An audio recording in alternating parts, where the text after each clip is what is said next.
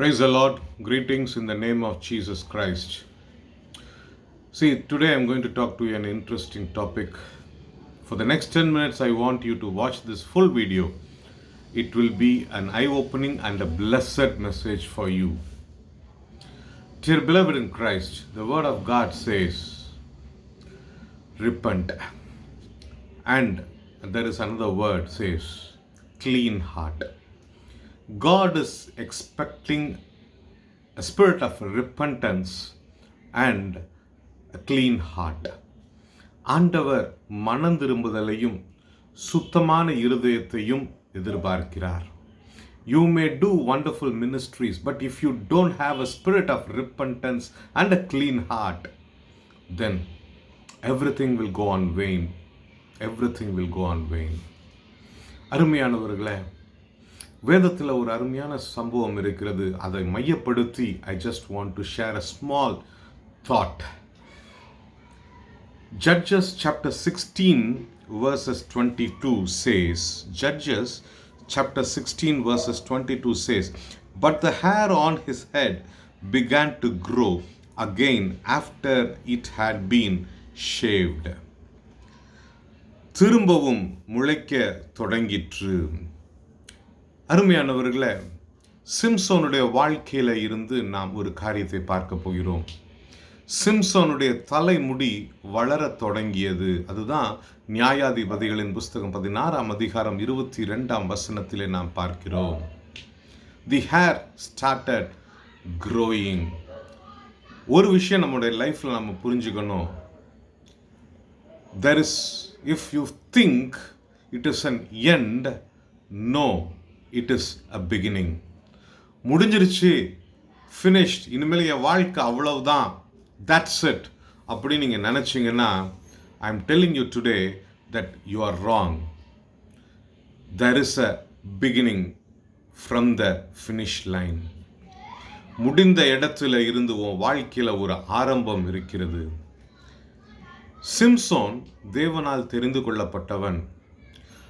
மனிதர்களிலே சிம்சோன் பிரித்தெடுக்கப்பட்டவன், நஸ்ரேன் என்று சொல்லி அவனை சொல்றாங்க. ஆனா அவனுடைய வாழ்க்கையில இம்மெச்சூர்ட் பிஹேவியர், அப்படிதான் நான் பார்க்கிறேன். தேவையில்லாத காரியங்கள், தன்னுடைய வாழ்க்கையில தன்னுடைய அழைப்பை மறந்து இம்மெச்சூர்டா பிஹேவ் பண்ணிட்டான். இன்னைக்கு அநேக நேரங்களில் நம்முடைய வாழ்க்கையில இம்மெச்சூர்டா நம்ம பிஹேவ் பண்றோம். I'm not using the word sin, I'm using the word immaturity. சிம்சோனுடைய வாழ்க்கையில் immaturity இருந்துச்சு. அதனால ஏற்பட்ட விளைவு, he had a relationship with தெலிலாள். தெலிலாள் என்கின்ற ஒரு பெண்மணியோடு அவனுக்கு உறவு ஏற்பட்டது. பெலிஸ்தியர்கள் அந்த விஷயத்தை ஆப்பர்ச்சுனிட்டியை யூஸ் பண்ணாங்க. சிம்சோனுடைய பலம் எதில் இருக்கிறது என்பதை ஐடென்டிஃபை பண்ணாங்க. அவனுடைய தலை முடியில தான் அவனுடைய பலம் இருக்கிறது என்பதை கண்டு கொண்டார்கள்.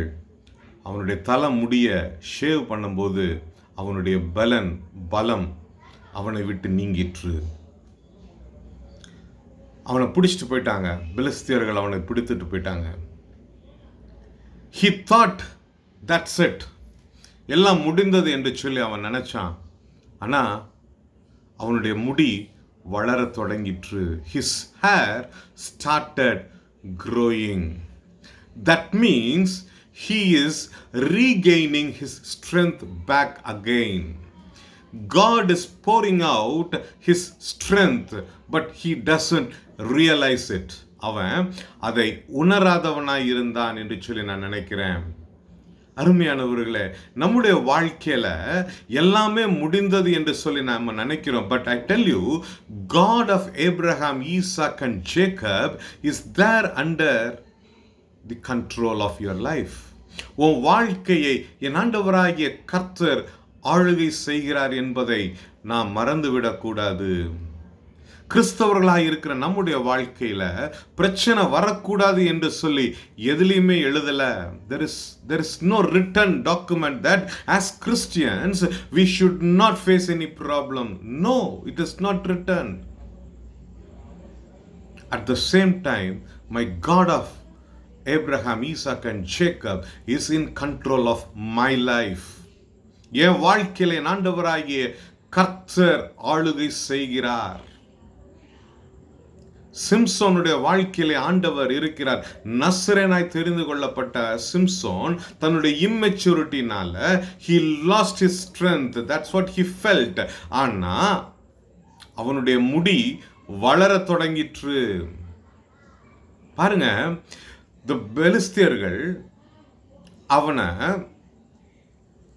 என்ன பண்ணாங்க தெரியுமா?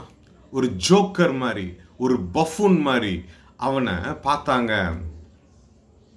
அவன் ஜோம் பண்றான். அந்த பெலிஸ்தியர்கள் ஒரு இடத்துல கூடி இருக்கும் பொழுது அவனை 2 தூண்களுக்கு நடுவில் அவனை நிப்பாட்டுறாங்க. அவன் சொல்றான் ஆண்டவர்கிட்ட, ஜஸ்ட் ஒன் டைம் லார்ட், இந்த ஒரு விசை என்னை என் ஜெபத்தை கேளும் என்று சொல்லி நான் வாசிக்கிறேன். 30வது வசனம் 29வது வசனத்துல இருந்து வாசிக்கிறேன் இங்கிலீஷ்ல. Then Samson reached towards the 2 center pillars on which the temple stood, rocking himself against them, his right hand on one and his left hand on the other. Samson said, "Let me die with the Philistines." Then he pushed with all his mighty, and down came the temple on the roof, and all the people in it. Thus he killed many more when he died than while he lives.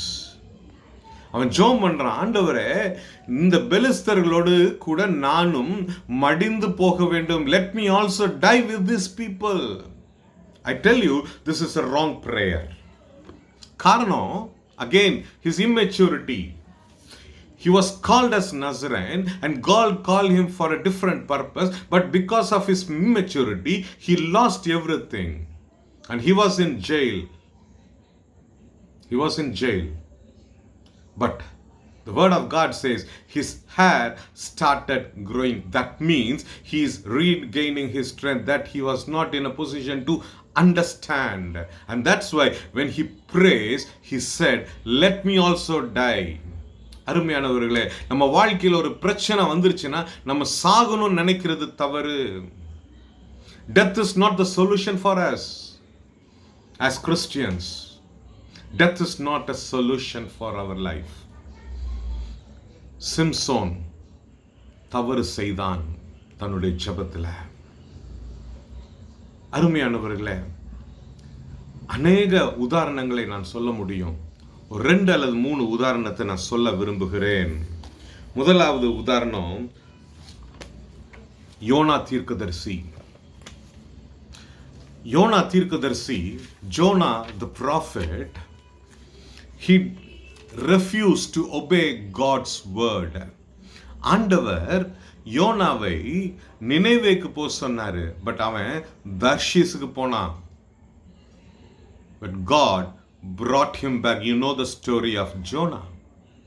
He brought him back, and there was a mighty revelation happened through Jonah, and there was a huge revival happened in Nineveh. அருமையானவர்களே, YONO ஆண்டவருடைய வார்த்தைக்கு கீழ்ப்படியாமல் போனான். ஆனா ஆண்டவர் அவனை மீண்டும் நினைவேக்கு கொண்டு வந்தார். அவன் மனம் திரும்பி வரும் பொழுது ஒரு பெரிய ரிவைவல் ஏற்பட்டுச்சு. நினைவேல அழிப்பேன் என்று ஆண்டவர் சொன்னார். ஆனால் அந்த ஜனங்கள் யோனாவுடைய வார்த்தைகளை கேட்டு உபவாசம் பண்ணினார்கள். ஆண்டவர் நினைவே மக்களை மன்னித்தார்.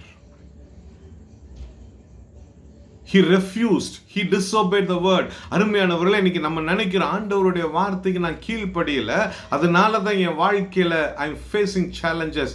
Maybe இன்னைக்கு உன் வாழ்க்கையில நீ கீழ்ப்படியாததுனால தான் உனக்கு பிரச்சனை இருக்குது நீ நினைச்சனா, repent unto the Lord and you see a revival in your life and in your family.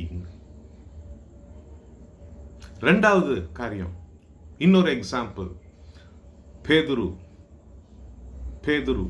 Peter, ஆண்டவரோடு சஞ்சரித்த பேதுரு. கடலிலே நடந்த பேதுரு இயேசுவை மறுதலித்தான்.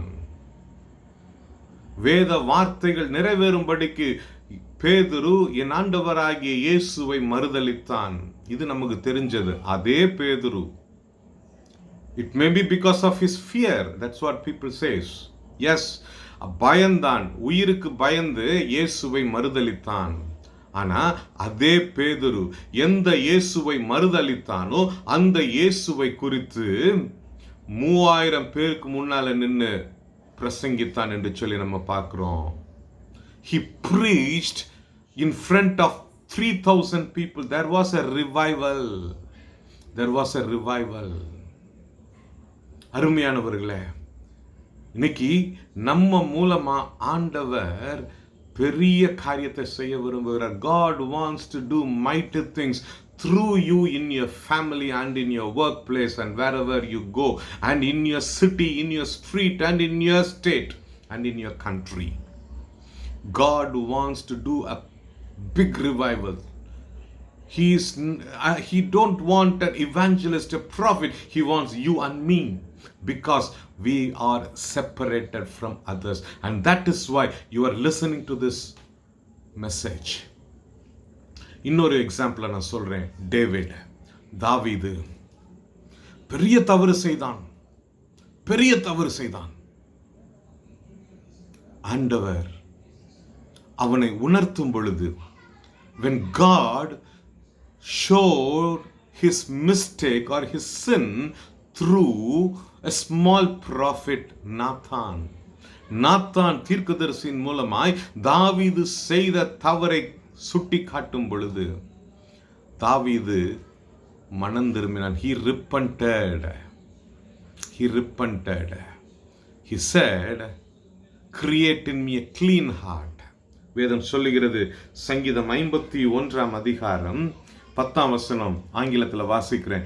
Create in me a pure heart, O God, and renew a steadfast spirit within me.